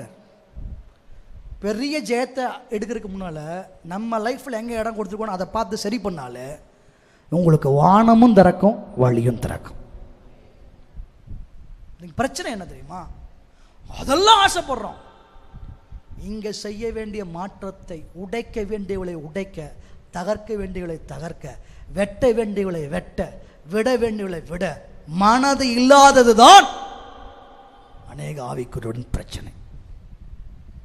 இன்னைக்கு சொல்லணும், ஆண்டவரே உங்க சத்தத்தை நான் கேட்க விரும்புகிறேன், நீங்க சொன்னா நான் செய்ய விரும்புகிறேன். எத்தனை பேர் அப்படி சொல்ல விரும்புறீங்க காலையில்? ஆமாம், அதான் நீங்க தேவை. அப்படி செய்யும் பொழுது நீங்கள் ஸ்டெப் 1 நீங்கள் எடுத்து வைங்க. நீங்கள் ஒரு ஸ்டெப் எடுத்து வச்சா கர்த்தர் அவருடைய திட்டத்தை நிறைவேற்ற உங்களுக்காக 2 ஸ்டெப் எடுத்து வைப்பார். நீங்கள் 1 வச்சா அவர் 2 வைப்பார். இதுதான் உங்களுக்கான ப்ராமிஸ். நீங்கள் 1 கொடுத்தா அவர் 2 கொடுப்பார். நீங்கள் 1 ஸ்டெப் எடுத்து வச்சா அவர் 2 ஸ்டெப் எடுத்து, உங்களை விட கர்த்தர் தீவிரமாக கிரியை செய்வார். அப்படியே சில அனுகூலமான அடையாளம் உங்கள் குடும்பத்தின் மேலே எழும்பி வரதை நீங்கள் பார்க்கும்படி செய்வார். வறண்டு போய் கிடந்த இஸ்ரவேல் தேசம், வறண்டு போய் கிடந்த தேசம், ஒரு முடிவு எடுத்தான். அன்னைக்கு அந்த சவால் தான் எலியா கொடுத்தார். எந்த மட்டும் 2 நினைவுகளால், ஒன்னே கத்தர்கிட்ட வந்து நெல்லு, இல்லை போ. 2 நினைவோடு போராடாது. அதான் நீங்கள் ஓப்பன் கால் அவர்களுக்கு கொடுக்கப்பட்டுச்சு. வந்து நின்னாங்க எல்லாரும். நடந்தது என்ன? அவன் காத்து காத்து பல வருஷமா, 3.5 வருஷமாய் அவன் செழிப்பே இல்லாமல் வறட்சிக்கு மத்தியில் நடந்துடாதான்னு காத்திருந்தான்ல, ஒப்பு கொடுத்த அதே நாளிலே எலியா ஜெபத்தை முடிக்கிறதுக்கு முன்னால ஒரு உள்ளங்கை அளவு மேகத்தை தேவன் கொண்டு வந்து காண்பித்தது போல உங்கள் குடும்பத்திற்கென்று ஒரு அனுகூலமான அடையாளத்தை ஒரு உள்ளங்கை அளவு மேகம் போல உங்கள் பிள்ளைகளுக்காக உங்களுக்காக தேவன் எழும்ப செய்து அதையே ஒரு பெருமழையாய் உங்கள் வீடுகளின் மேல் உங்கள் குடும்பத்தின் மேலே பொழிய செய்ய தேவன் வல்லவராக இருக்கிறார். இன்னைக்கு தேவை என்ன தெரியுமா? ஆண்டவரே, நான் கடைபிடிக்க விரும்புகிறேன். உங்கள் வார்த்தையை, உங்கள் கட்டளைக்கு நான் செவி கொடுக்க விரும்புகிறேன். நீங்கள் கட்டுன்ட்டா கட்டு தான், நீங்கள் நோன்னு சொல்லிட்டா நோ தான், நீங்கள் கோன்னு சொல்லிட்டா அந்த இடத்த விட்டு கோ தான், நீங்கள் எஸ்ன்னு சொன்னால் அதுக்கு எஸ் தான். இந்த இடத்துக்கு நகர்ந்துட்டா தைரியம் நிச்சயமாக சொல்லுவேன், ஒரு ஊழியக்காரனா நிச்சயமாக சொல்லுவேன், கர்த்தர் உங்கள் குடும்பத்தின் மேல் ஒரு உள்ளங்கை அளவு மேகத்தை எழும்பி வர செய்வேன்.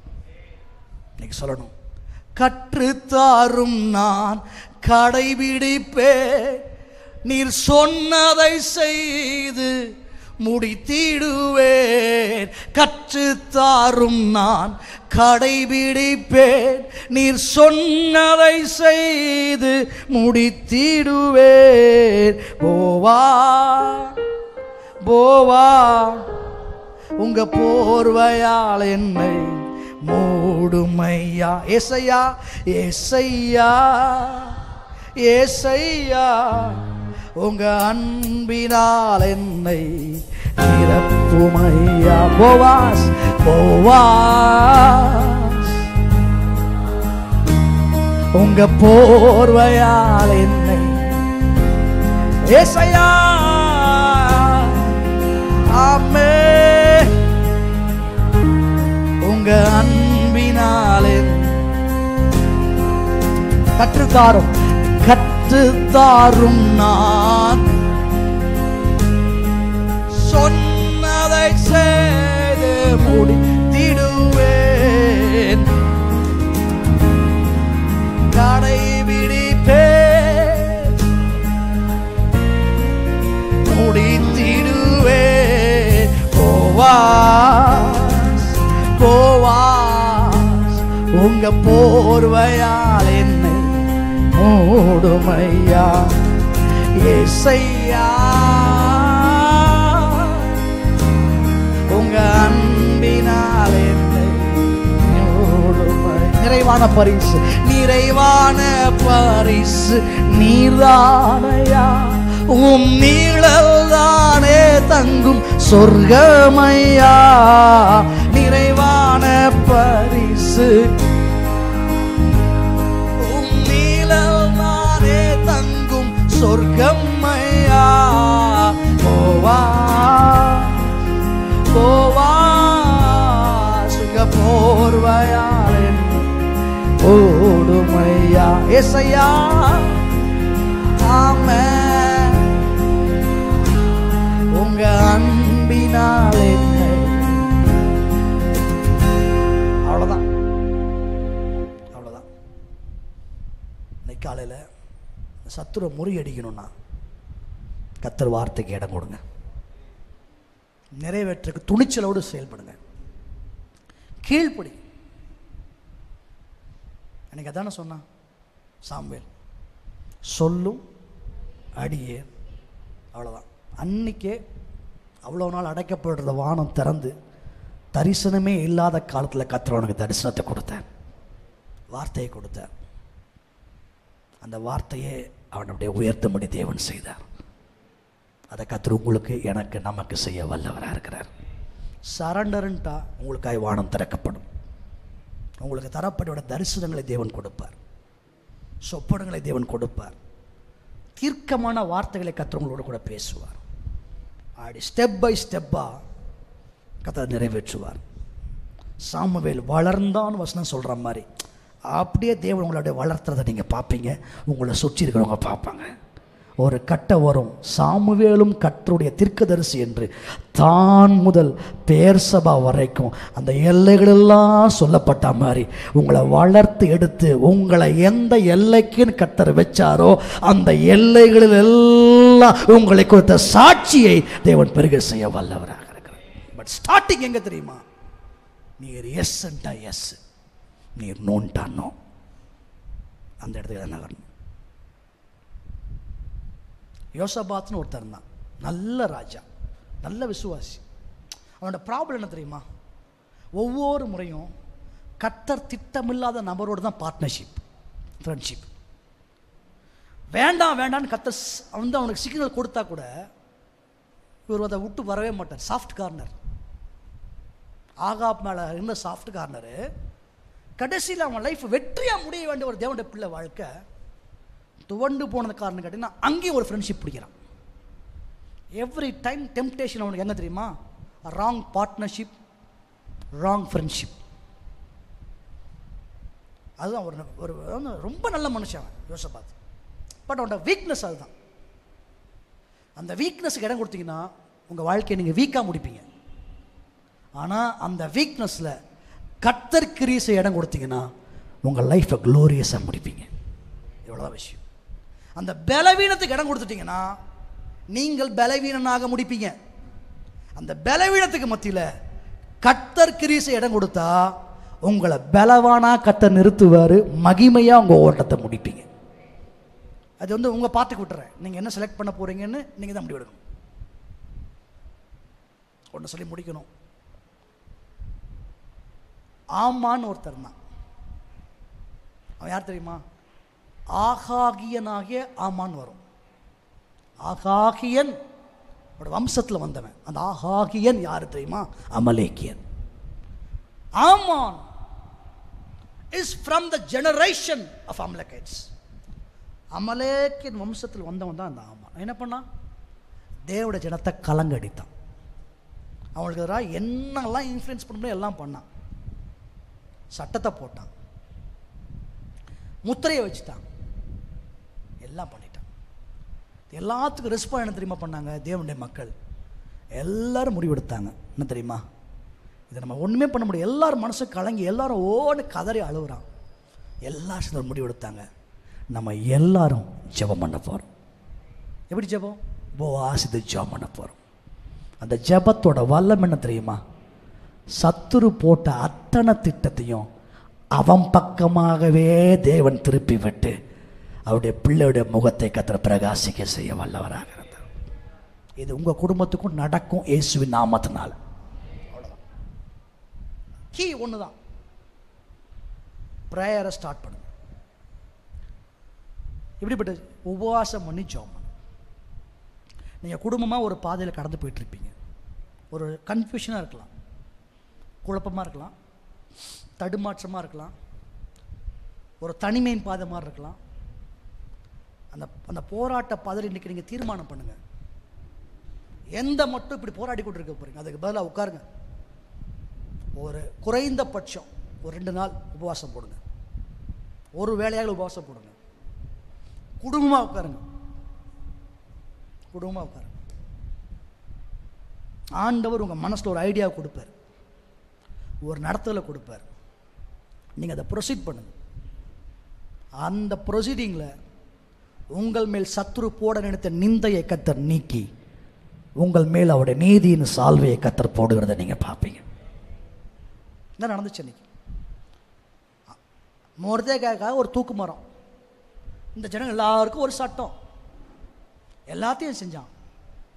ஆனால் தான் வெட்டின கூலியில் தானே விழுவான்ற மாதிரி கர்த்தர் முடிச்சு அந்த ஜெபத்தின் முடிவில் எல்லாரும் ஜெபம் பண்ணுறாங்க. அந்த ஜெபத்தின் முடிவில் கர்த்தர் அவருடைய பிள்ளைகளுக்காக கிரியை செய்து இவங்க முகத்தையெல்லாம் கர்த்தர் பிரகாசிக்க செய்ய வல்லவராக இருந்தார்.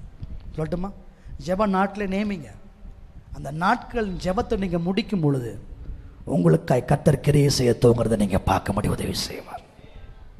குடும்பமாக உட்காரு. ஒரு சில நேரத்தில் ஒவ்வொரு வகையான எண்ணங்கள் உங்களுக்குள்ளே இருக்கலாம். பட் அதையெல்லாம் கடந்து உட்காருங்க. டைமை ஒதுக்குங்க. ஃபோனை ஆஃப் பண்ணி போடுங்க. பர்மிஷனை போடுங்க. உட்காருங்க.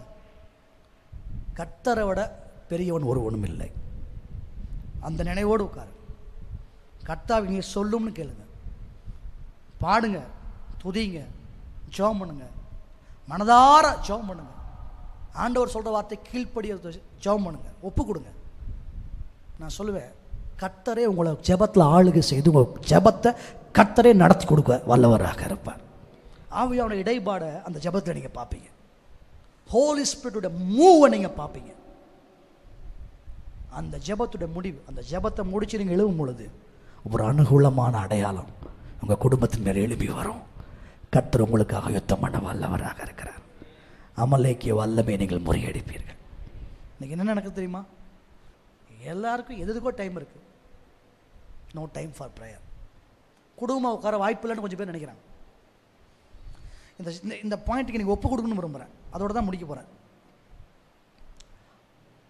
ஜெபம் பண்ணுங்க, உபவாசம் போடுங்கன்னா நம்மளுக்கு 2.5 மாதம் கழிச்சு தோணும். அப்புறம் என்ன விசுவாசி, என்ன கர்த்தரை நம்புறேன்ற என்ன அடையாளம்? நான் இப்போ ஒரு அழைப்பு கொடுக்க விரும்புகிறேன். பாஸ்டராக ஒரு அழைப்பு கொடுக்குறேன். இன்றைக்கி தேதி 21 அக்டோபர் 1க்குள்ளே குடும்பமாக ஒரு 2 நாள் ஆகிய உபவாசத்தை போட்டு நாங்கள் சந்திக்கிற இந்த பாதையில் ஜெபத்தை பண்ண போகிறோம். ஆண்டவருக்கு இடம் கொடுக்க போகிறோம். Make a space for God. கர்த்தருக்கு ஒரு இடத்த உண்டாக்கும். உட்காருங்க. இந்த 2 மணி நேரம் மினிமம் தேவ சம்பளம் செலவு பண்ணும். பிள்ளைங்க ஸ்கூல் முடிச்சு வரட்டும், பட்டு ஒரு உபவாசோடு இருங்க. டைமை ஒதுக்குங்க. ஒரு 2 hours உட்காந்து நல்லா கர்த்தரை ப்ரைஸ் பண்ணுங்கள், நல்லா துதிங்க, நல்லா இதயத்தை ஊட்டி ஜெபம் பண்ணுங்கள். கர்த்தர் வசத்தை எடுத்து கணவன் மனைவியும் பேசுங்க. 2 மணி நேரம் அப்படி ஓடிப்போகும். கர்த்தர் உங்கள் குடும்பத்து மேலே அப்படி இறங்கி வரதை நீங்கள் பார்ப்பீங்க.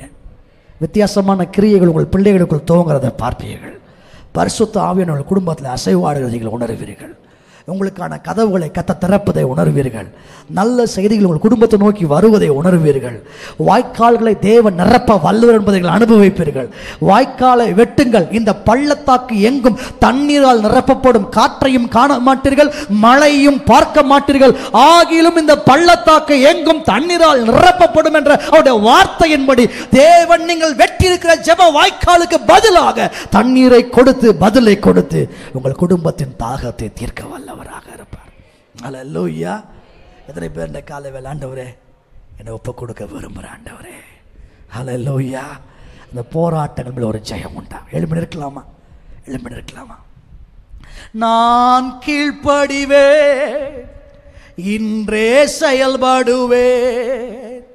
நான் கீழ்ப்படிவே, இன்றே செயல்படுவே.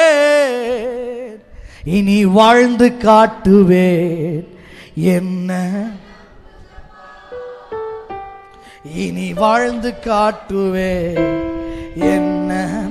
உங்கப்பா என்ன நான் செய்ய வேண்டும் சொல்லுங்கப்பா, என்ன நான் செய்ய வேண்டும் சொல்லுங்கப்பா. நான் கீழ்ப்படிவே, இன்றே செயல்படுவே. நான் இன்றே செயல்படுவே, இனி வாழ்ந்து காட்டுவே என்ன. நம்புங்கப்பா, இனி வாழ்ந்து காட்டுவே என்ன. முச்செடியில் பக்தன் மோசேயுக்கு தரிசனம் தரவில்லையா? கண்மலை தீர்க்கன் எலியாவுக்கு வல்லமை தரவில்லையா? முச்செடியில் தரிசனம் தரவில்லையா? கண்மலை தீர்க்கன் எலியாவுக்கு வல்லமை தரவில்லையா? களஞ்சியத்தில் வந்த கிதியோனுக்கு வார்த்தையும் தரவில்லையா? காத்திருக்கும் பக்தருக்கு பதில் ஒன்றுமே இல்லையா? காத்திருக்கும் உம் அடியாருக்கு பதில் ஒன்றுமே இல்லையா? நான் கீழ்ப்படிவே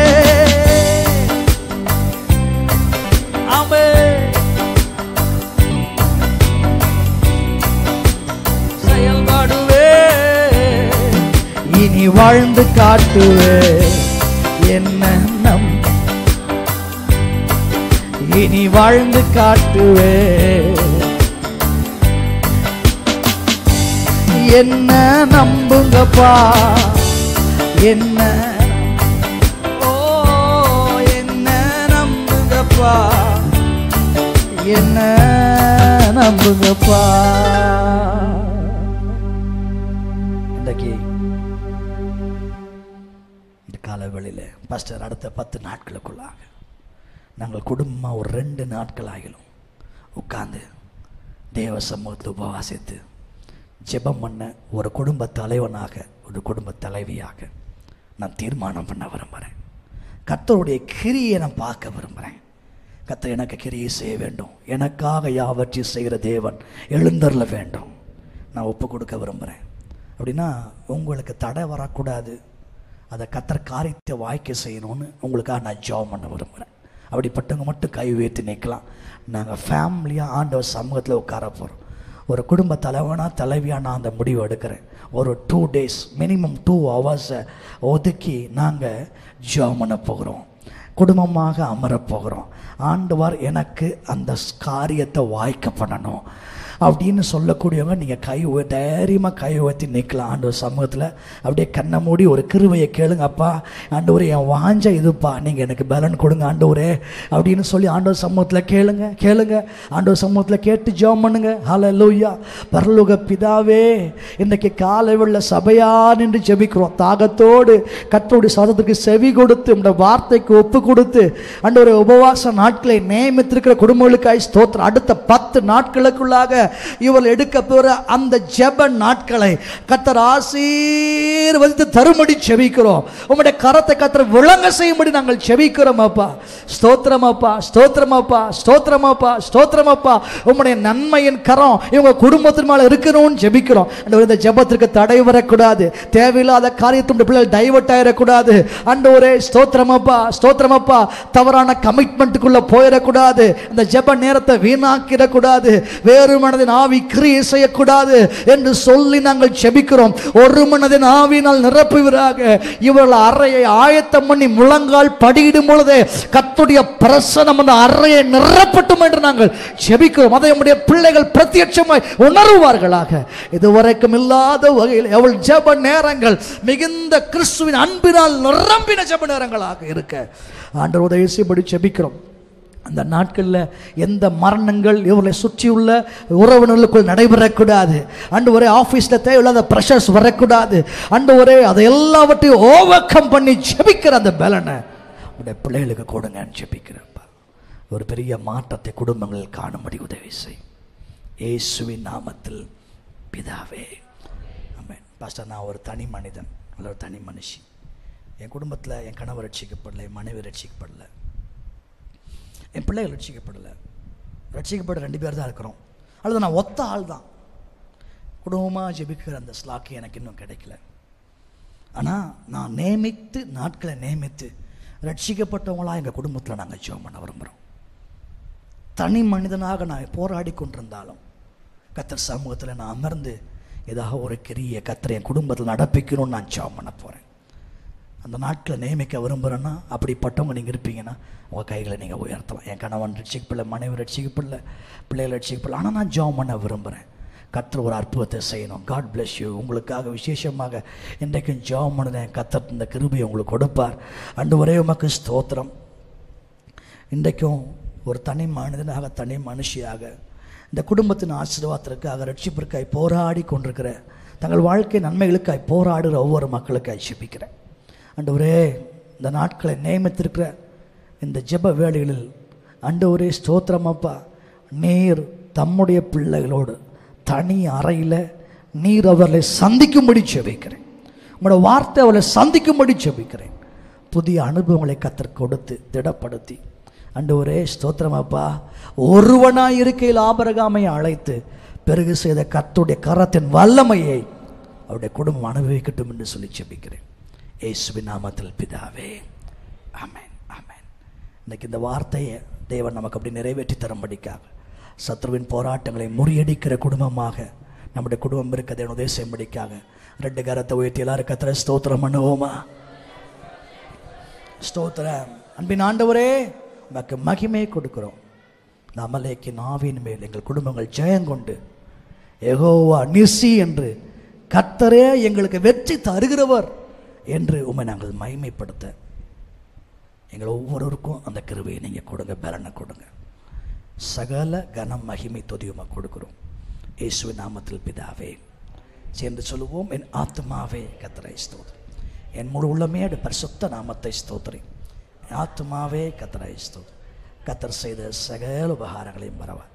ஆமென். நம்முடைய கர்த்தராகிய இயேசுவின் கிருபை, பிதாவாகிய தேவனுடைய அன்பு, ஆவியானவருடைய ஐக்கியம், வழி நடத்துதல் நம் அனைவரோடும் சகல பரிசுத்தவான்களோடும் கர்த்தருடைய வருகை மட்டும் நிலைத்திருப்பதாக.